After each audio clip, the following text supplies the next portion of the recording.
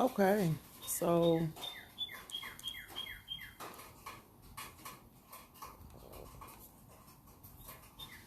greetings. We are getting back into the Kybalion. We are reading chapter 8. Yesterday we read chapter 9. And chapter 9 was about vibration, how everything is moving. Greetings, sis. Everything is moving at all times, whether high or low. So today we're reading on the planes of correspondence. And of course, every time I get ready to read, the birds got a message.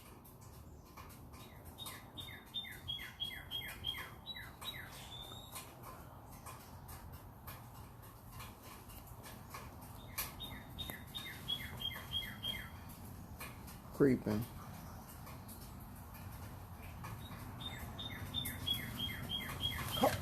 Don't come over here. Oh no, honey. Keep it moving. Just cut. You gonna boo boo as soon as you pull up? Nope. Okay. The planes of correspondence. As above, so below. As below, so above. That's a quote from the Kybalion. Now we're getting into chapter 8. The great second Hermetic principle embodies the truth that there is a harmony, agreement, and correspondence between the several planes of manifestation, life, and being. So I'm going to read that again because that's key. The great second Hermetic principle embodies the truth that there is a harmony, agreement, and correspondence between the several planes of manifestation, life, and being. This truth is a truth because all that is included in the universe emanates from the same source and the same laws, principles, and characteristics apply to each unit or combination of units of activity as each manifests its own phenomenon upon its own plane. For the purpose of convenience of thought and study, the Hermetic philosophy considers that the universe may be divided into three great classes of phenomena. Hold on. A phenomenon known as the three great planes, namely the first plane, the great physical plane, the second plane, the great mental plane, and the third plane, which is the great spiritual plane. These divisions are more or less artificial and arbitrary, for the truth is that all of three divisions are but ascending degrees of the great scale of life, the lowest point of which is under differentiated matter. Okay, so the lowest point of which is undifferentiated. Hold on now. The lowest point of which undifferentiated matter, and the highest point that of spirit. Okay. And moreover, the different planes shade into each other so that no hard and fast division may be made between the higher phenomena of the physical and the lower of the mental, or between the higher of the mental and the lower of the physical. So these planes shade into each other. So it's not no drastic drop or change in the difference. It's like gradual. In short, the three great planes may be regarded as three great groups of degrees of life manifestation. While the purpose of this little book do not allow us to enter into an extended discussion of or explanation of the subject of these different planes, still we think it well to give a general description of the same at this point. At the beginning, we may as well consider the question so often asked by the neophyte who desires to be informed regarding the meaning of the word plane, which term has been very freely used and very poorly explained in many recent works upon. Let the birds talk, sure. We let the car go by.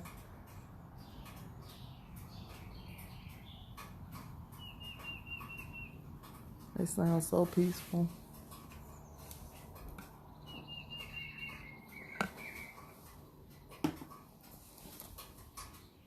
Okay.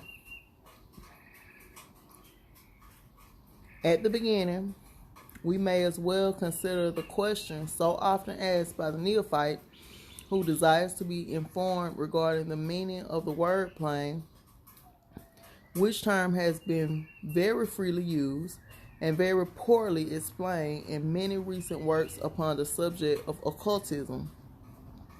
The question is generally about as follows. Is a plane a place having dimensions, or is it merely a condition or state? We answer, no, not a place nor ordinary dimension of space, and yet more than a state or condition.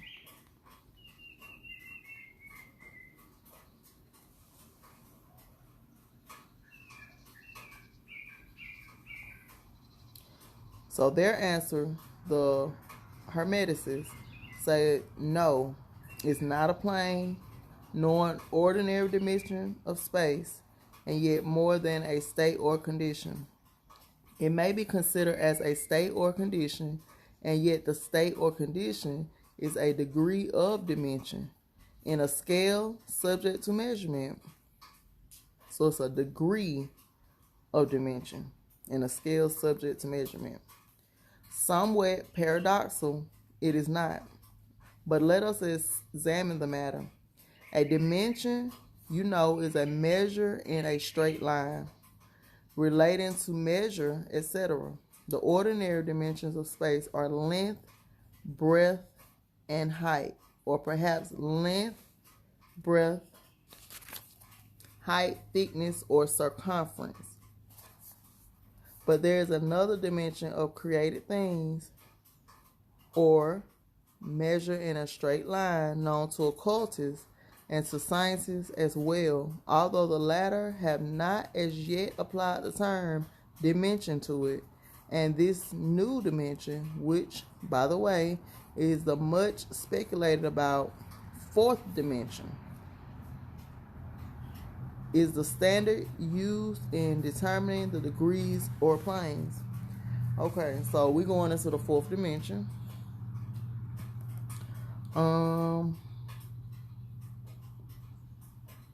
And it is also the standard used in determining the degrees of planes. Okay, this fourth dimension may be called the dimension of vibration.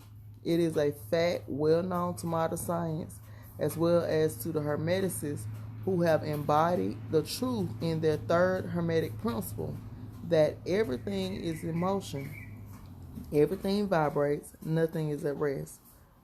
From the highest manifestation to the lowest, everything and all things vibrate.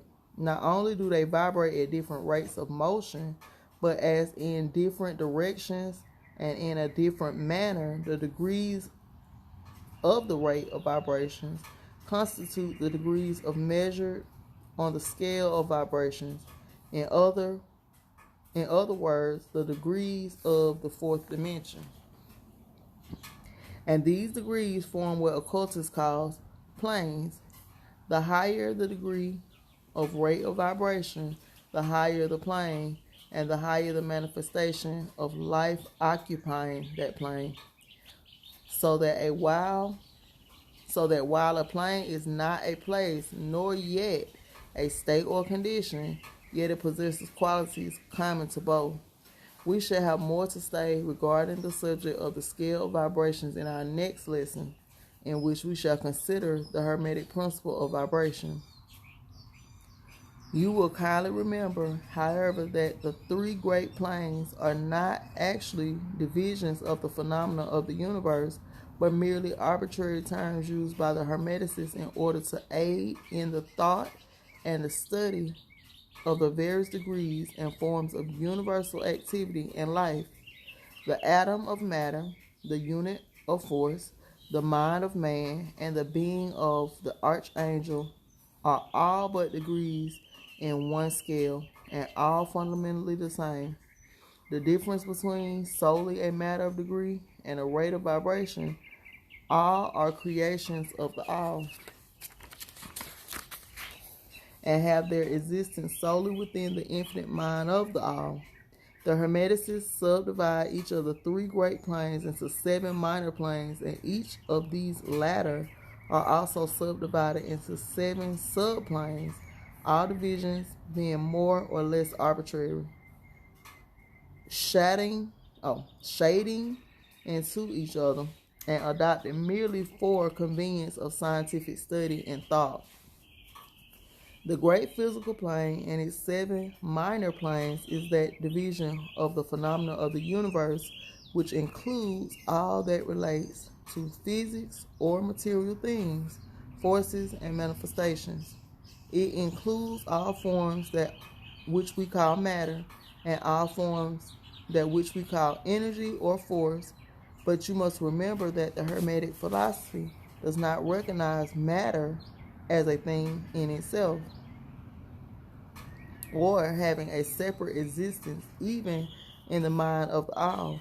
The teachings are that matter is but a form of energy, that is, energy at a low rate of vibrations of a certain kind, and accordingly the Hermeticists classify matter under the head of energy and give it to 3 of the 7 minor planes of the great physical plane. These 7 minor physical planes are as follows. I like this chapter because it's going to talk about plants and stuff. It's just amazing. And that's the thing, as a gardener, it's like, how dare you sprout something that you're not going to take care of? That's why I take gardening so serious.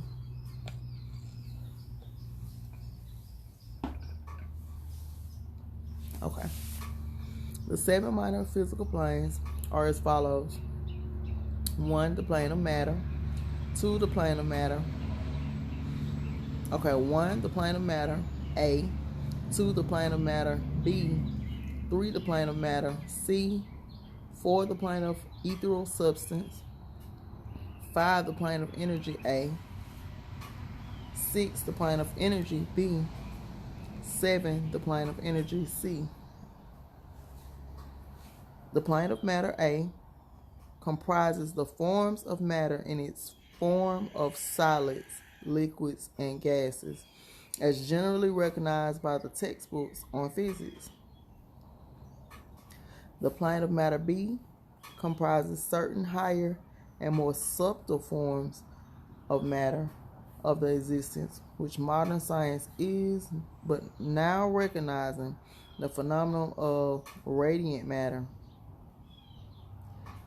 in its phases of radium, etc., belonging to the lower subdivision of this minor plane. The plane of matter, C, comprises forms of the most subtle and tenuous matter, the existence of which is not suspected by ordinary sciences. The plane of ethereal substance comprises that which science speaks of as the ether, a substance of extreme tenuity and elasticity, pervading all universal space and acting as a medium for the transmission of waves of energy, such as light, heat, electricity, etc.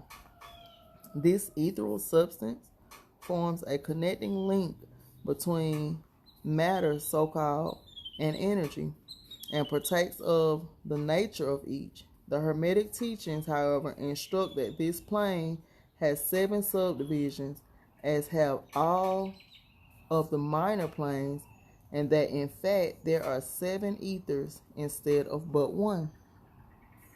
Next, above the plane of ethereal substance, comes the plane of energy, A, which comprises the ordinary forms of energy known to science, its 7 subplanes being respectively heat, light, magnetism, electricity, and attraction, including gravitation, cohesion, chemical affinity, etc., and several other forms of energy indicated by scientific experiments but not as yet named or classified. The plane of energy B comprises 7 subplanes of higher forms of energy, not as yet discovered by science, but which have been called nature's finer forces and which are called into operation in manifestations of certain forms of mental phenomena and by which such phenomena becomes possible. The plane of energy C comprises 7 subplanes of energy so highly organized that it bears many of the characteristics of life, but which is not recognized by the minds of men on the ordinary plane of development, being available for the use on beings of the spiritual plane alone.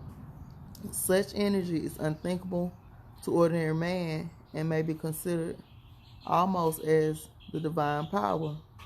The beings employing the same are as gods, compared even to the highest human types known to us. The great mental plane comprises those forms of living things known to us in ordinary life, as well as certain other forms not so well known except to the occultists. The classifications of the 7 minor mental planes is more or less satisfactory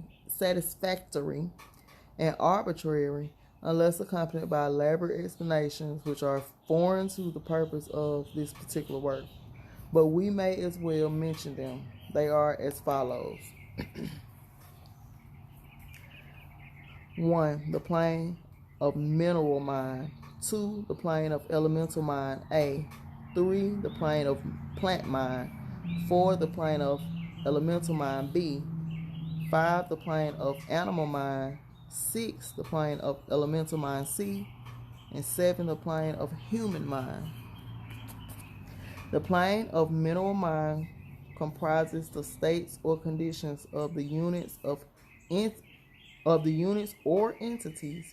or groups and combinations of the same, which animate the forms known to us as minerals, chemicals, etc. These entities must not be confounded with the molecules, atoms, and corpuscles themselves, the latter being merely the material bodies or forms of these entities, just as a man's body is but his material form and not himself.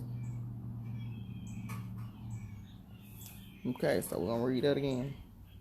The plane of mineral mind comprises the states or conditions of the units or entities or groups and combinations of the same, which animate the forms known to us as minerals, chemicals, etc. These entities must not be confounded with the molecules, atoms, and corpuscles themselves, the latter being merely the material bodies or forms of these entities, just as a man's body is but his material form and not himself. These entities may be called souls in one sense and are living beings of a low degree of development, life, and mind, just a little more than the units of living energy, which comprise the higher subdivisions of the highest physical plane. So it said these entities may be called souls in one sense and are living beings of a low degree of development, life, and mind, just a little more than the units of living energy, which comprise the highest subdivisions of the highest physical plane. The average mind does not generally attribute the possession of mind, soul, or life to the mineral kingdom, but all occultists recognize the existence of the same, and modern science is rapidly moving forward to the point of view of the Hermetic.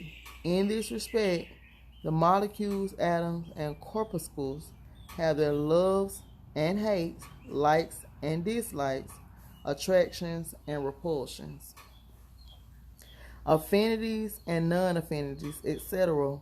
And some of the more daring of modern scientific minds have expressed the opinion that the desire and will, emotions and feelings of the atoms differ only in degree from those of men. We have no time or space to argue this matter here.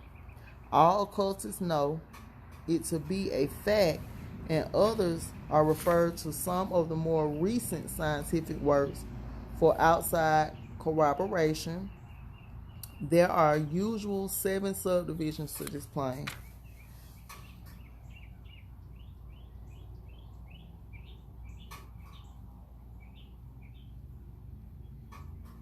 We have no time or space to argue this matter here.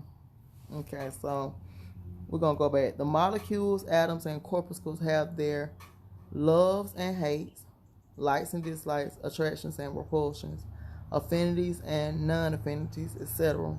And some of the more daring of modern scientific minds have expressed the opinion that the desire and will, emotions and feelings of the atoms differ only in degree from those men. So the atoms, they only differ in degree. We have no time or space to argue this matter here. All occultists know it to be a fact, and others are referred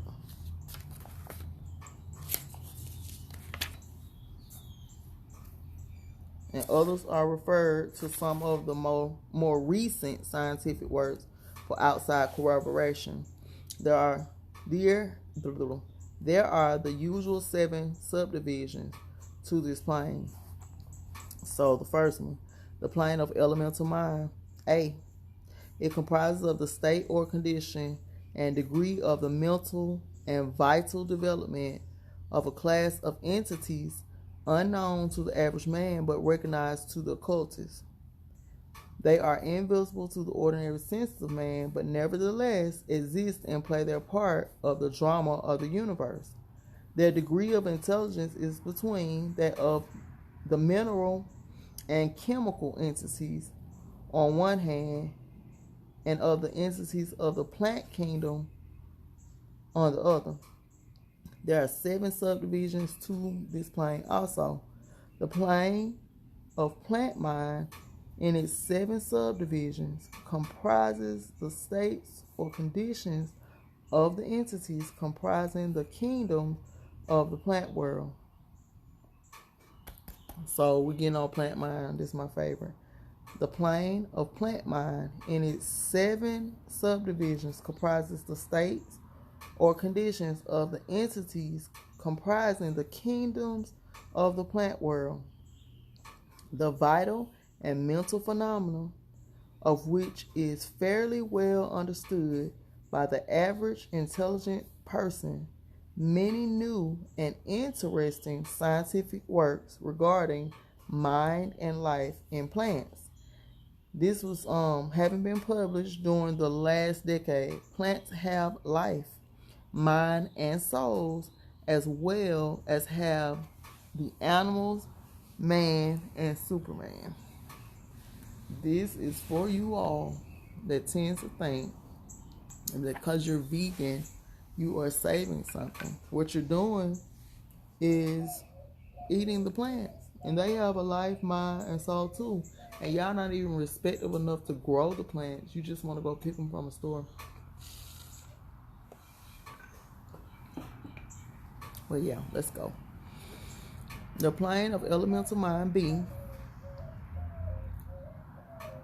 See, the owl came to speak for the plants.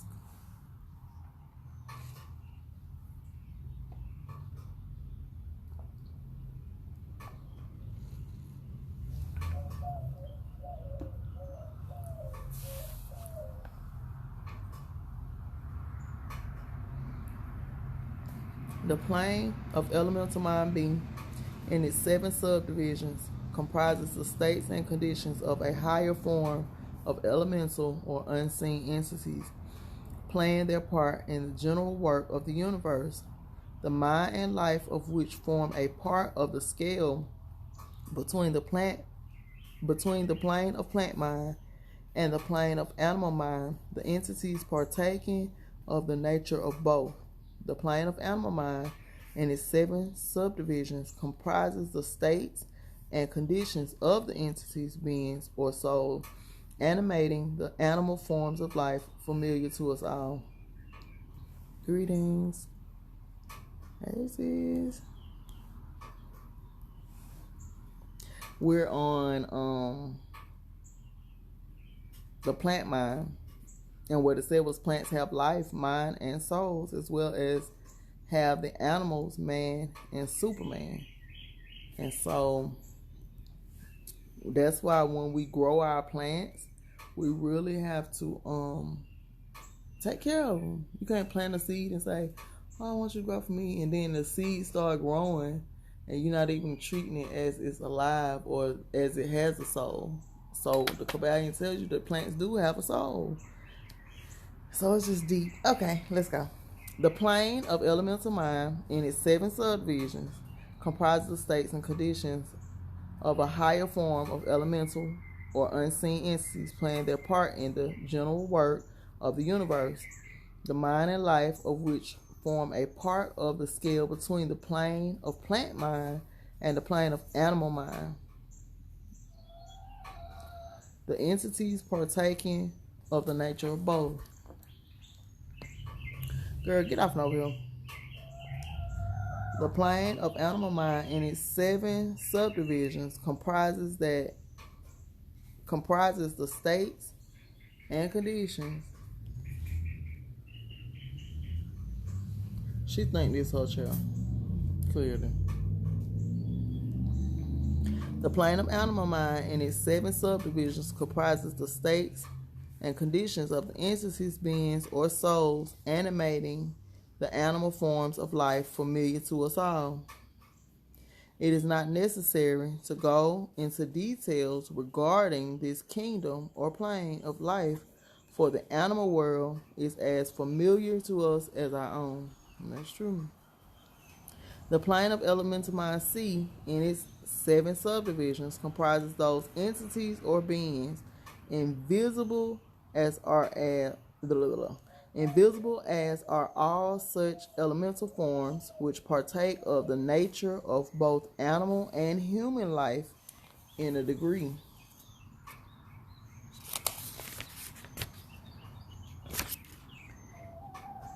Which partake of the nature of both animal and human life in a degree and in certain combinations. The highest forms are semi-human in intelligence. The plane of human mind and its 7 subdivisions comprises those manifestations of life and mentality which are common to man in his various grades, degrees, and divisions. In this connection, we wish to point out the fact that the average man of today occupies but the 4th subdivision of the plane of human mind, and only the most intelligent have crossed the borders of the 5th subdivision. It has taken the race millions of years to reach this stage, and it will take many more years for the race to move on to the 6th and 7th subdivisions and beyond. But remember that there have been races before us which have passed through these degrees and then on to higher planes. Our own race is the 5th, with stragglers from the 4th, which has set foot upon the path. And then there are a few advanced souls of our own race who have outstripped the masses and who have passed on to the 6th and 7th subdivision, and some few being still further on. So everybody's not on the same page. That's why you create your own reality. The man of the 6th subdivision will be the Superman. He of the 7th will be the Overman. Oh, I got my sea mouse girl, my little mermaid cup.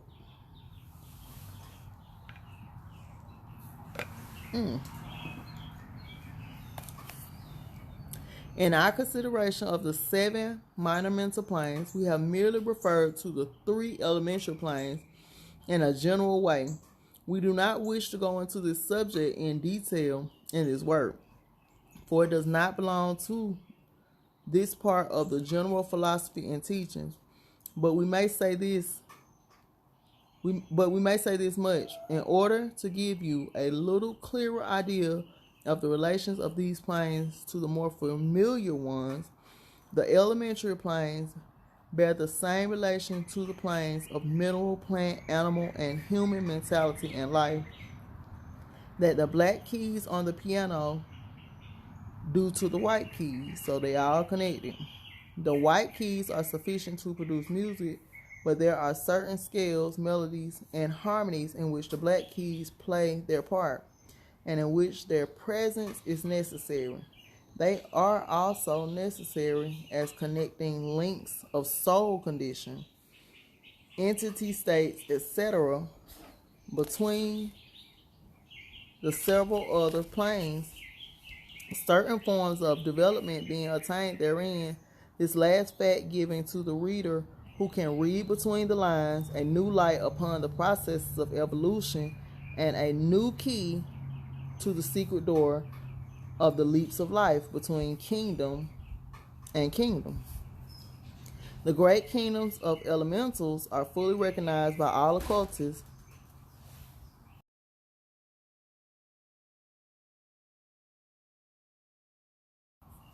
I wonder why I keep sounding like the door is maybe it's the wind. Anyway. The reader gonna read between the lines a new light upon the processes of evolution and a new key to the secret door of the leaps of life between kingdom and kingdom. The great kingdoms of elementals are fully recognized by all occultists, and the esoteric writings are full mention of them. The readers of Bulwer's Zanoni and similar tales will recognize the entities inhabiting these planes of life. Passing on from the great mental plane. Hold on.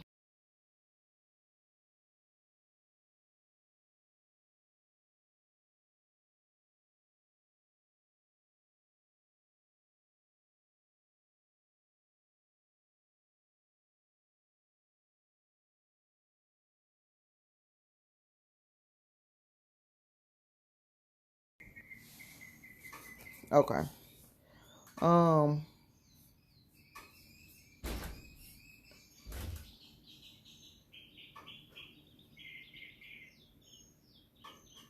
Okay, so the readers of Bulwer's Zanoni and similar tales will recognize the entities inhabiting these planes of life.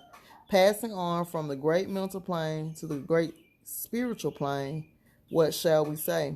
How can we explain these higher states of being, life, and mind to minds as yet unable to grasp and understand the higher subdivisions of the plane of human mind? The task is impossible. We can speak only in the most general terms. How may light be described to a man born blind? How sugar to a man who's never tasted anything sweet? How harmony to the born deaf? All that we can say is that the 7 minor planes of the great spiritual plane, each minor plane having its 7 subdivisions, comprise beings possessing life, mind, and form as far above that of man of today as the latter is above the earthworm. So, man being above the earthworm. Okay. Man today as the latter above the earthworm, mineral, or even forms of energy of matter. So it's saying you're not above the earthworm. Like everything corresponds. And that's why I be telling people, like, you can't just be you can be a not a bug person. And I ain't gonna lie, I be killing some bugs. But just consider, in a garden there are good bugs and bad bugs. Okay.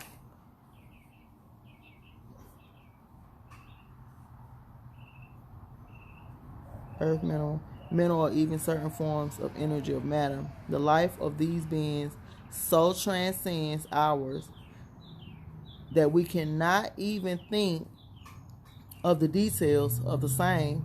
Their minds so far transcend ours that to them we scarcely seem to think, and our mental processes seem almost akin to material processes. The matter of which their forms are composed is one of the highest planes of matter. Nay, some are even said to be clothed in pure energy. What may be said of such beings? So when you see an earthworm or a bug or something, it's pure energy. Now, on the 7 minor planes of the great spiritual plane exist beings of whom we may speak as angels, archangels, demigods. On the lower minor planes dwell those great souls whom we call masters and adepts. Above them come great hierarchies of angelic hosts, unthinkable to man. And above those come those who may without irreverence be called the gods. So high in the scale of being are they, their being, intelligent, and power being akin to those attributed by the races of men to their conceptions of deity. These beings are beyond even the highest flights of human imagination, the word divine being the only one applicable to them. Many of these beings, as well as the angelic hosts, take the greatest interest in the affairs of the universe and play an important part in its affairs. These unseen divinities and angelic helpers extend their influence freely and powerfully in the process of evolution and cosmic progress. Their occasional intervention and assistance in human affairs have led to the many legends, beliefs, religions, and traditions of the race, past and present. They have superimposed their knowledge and power upon the world again and again, all under the law of the all, of course. But yet, even at the highest of these advanced beings, exist merely as creations of and in the mind of the all, and are subject to the cosmic processes and universal laws. They are still mortal. So they still are mortal on their level.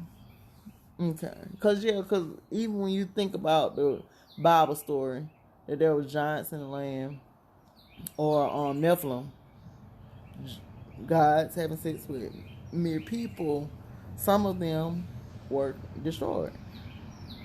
So they still are mortal. We may call them gods if we like, but still they are but the elder brethren of the race, the advanced souls who have outstripped their brethren and who have foregone the ecstasy of absorption by the all.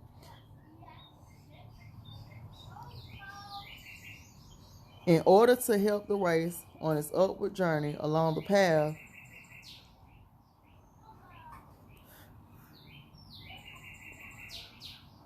but they belong to the universe and are subject to its conditions. They are mortal, and their plane is below that of absolute spirit.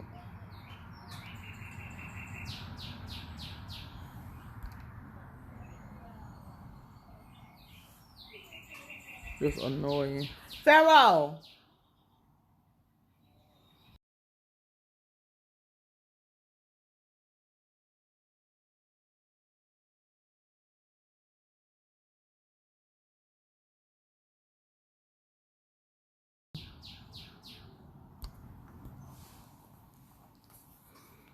But they belong to the universe and are subject to its conditions. They are mortal, and their plane is below that of absolute spirit. Only the most advanced hermeticists are able to grasp the inner teachings regarding the state of existence and the powers manifested on the spiritual planes. The phenomenon is so much higher than that of the mental planes that a confusion of ideas would surely result from an attempt to describe the same. Only those whose minds have been carefully trained along with the lines of the Hermetic philosophy for years, yes, those who have brought with them from other incarnations the knowledge acquired previously, can comprehend just what is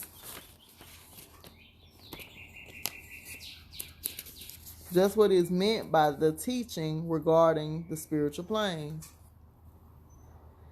Now, and much of these inner teachings is held by the Hermeticists as being too sacred, important, and even dangerous for general public dissemination. The intelligent student may recognize what we mean by this when we state that the meaning of spirit, as used by the Hermeticists, is akin to living power, animated force, inner essence, essence of life, etc., which meaning must not be confused with that usually and commonly employed in connection with the term, i.e., religious, ecclesiastical, spiritual, ethereal, holy, etc., etc. To occultists, the word spirit is used in the sense of the animating principle, carrying with it the idea of power, living energy, mystic force, etc. And occultists know that which is known to them as spiritual power may be employed for evil as well as good in accordance with the principle of polarity, a fact which has been recognized by the majority of religions in their conceptions of Satan, Beelzebub, the devil, Lucifer, fallen angels, etc. So it's like people who are into religion, they can't get in their head that there's no good or bad. It's just two extremes of the same pole. And so that's how you get caught up. Even when we think about Bill Gates, he's an extreme of a different pole. There's always two extremes of the same pole. And so on, the knowledge regarding these planes has been kept in a holy of holies in all esoteric fraternities and occult orders in the secret chamber of the temple. But this may be said here, that those who have attained high spiritual powers and have misused them have a terrible fate in store for them, and the swing of the pendulum of rhythm will inevitably swing them back to the furthest extreme of material existence, from which point they must retrace their steps spiritward along the weary rounds of the path, but always with the added torture of having always with them a lingering memory of the heights from which they fell owing to their evil actions. So even if somebody's getting away with evil, they eventually will be back at the lowest form of where they started, because they used their wisdom and their power for evil. So we don't even have to worry about evil people, because eventually they get their horrible end. So that right there is good too. Okay. The legends of the fallen angel have a basis in actual facts, as all advanced occultists know. The striving for the selfish power on the spiritual planes inevitably results in the selfish soul losing its spiritual balance and falling back as far as it had previously risen. But to even such a soul, the opportunity of a return is given. And such souls make their return journey, paying the terrible penalty according to the invariable law. Okay, we got to the end. This is the longest chapter. So in conclusion, we would again remind you that according to the principle of correspondence, which embodies the truth, as above, so below, as below, so above, all of the 7 Hermetic principles are in full operation on all of the many planes, physical, mental, and spiritual. The principle of mental substance, of course, applies to all the planes, for all are held in the mind of the all. The principle of correspondence manifests in all, For there is a correspondence, harmony, and agreement between the several planes. The principle of vibration manifests on all planes. In fact, the very differences that go to make the planes arise from vibration, as we have explained, the principle of polarity manifests on each plane, the extremes of the poles being apparently opposite and contradictory. The principle of rhythm manifests on each plane, the movement of the phenomenon having its ebb and its flow, rise and flow, incoming and outgoing. The principle of cause and effect manifests on each plane, every effect having its cause and every cause having its effect. The principle of gender manifests on each plane, the creative energy being always manifest and operating along the lines of its masculine and feminine aspects. As above, so below, as below, so above. This centuries-old Hermetic axiom embodies one of the great principles of the universal phenomenon. As we proceed with our consideration of the remaining principles, we will see even more clearly the truth of universal nature of this great principle of correspondence. So everything is connected, everything has cause and effect, and then it's really no good and bad, good and evil, Satan and God. It's just two extremes of the same thing. Everything is connected and it corresponds. And so what they were saying was, like, even on the piano, you have the white keys and then you have the black keys. Even though the white keys make the music, the black keys serve its purpose in making the music. You can't have one without the other. And so once you get into all of that and the law of correspondence, it gives you a peace. Like when I read this, it gives me a peace. And it says that the Hermeticist, the master, once you learn to master your emotions, you're not controlled or owned by them or enslaved by them. And also we dealt with one of the first chapters we read, which was on influence, how you have to be careful what you're watching and what you listening to, because it plants certain seeds, and you are just being in these bodies and built how we built, you can be influenced by outside. So when you're thinking and stuff, you have to make sure that your thoughts are your own, not thoughts from people or music or movies. You have to make sure your thoughts are your own. So we finished that chapter. We just read chapter 8, the planes of correspondence, as above, so below, as below, so above. And that's the quote from the Kybalion. Next time we get, we're going to get into chapter 7, the all in all, tomorrow. And I think that was the longest chapter. Yeah, that was the longest chapter of all, I think. Let me see. Yeah, that was the longest chapter. And so we're going to keep reading, and then I'm going to even start over and read it from the front to the back, because we got to make sure we get it. All right, y'all. Enjoy your day. I got to get moving. I got class today. Peace and power. And I'm out.